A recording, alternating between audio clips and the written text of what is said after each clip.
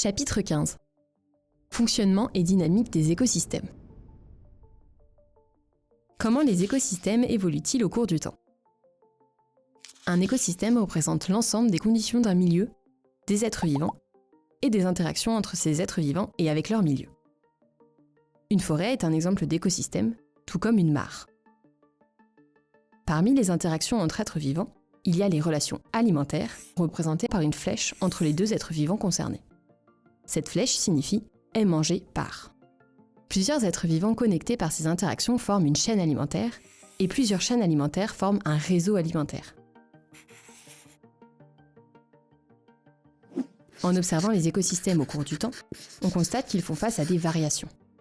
Dans les régions tempérées comme la France métropolitaine, l'hiver est la mauvaise saison pour les êtres vivants, car c'est une période au cours de laquelle les conditions du milieu comme la température ou la luminosité ne sont pas favorables pour la vie.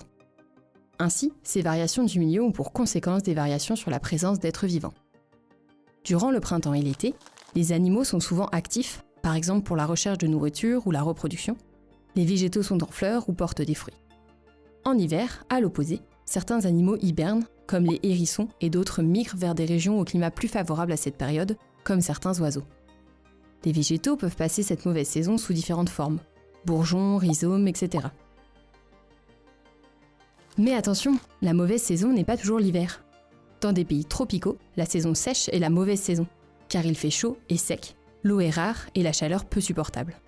Certains végétaux sont adaptés à ces conditions, comme les cactus. En plus des variations saisonnières régulières, les écosystèmes peuvent aussi subir des perturbations brusques, telles que des chablis, c'est-à-dire des chutes d'arbres en forêt, ou encore des incendies. À la suite d'un incendie, la végétation est détruite et il faut plusieurs années à la biodiversité pour se développer de nouveau. En effet, après le passage d'un feu, on constate que la végétation repousse en passant par différents stades.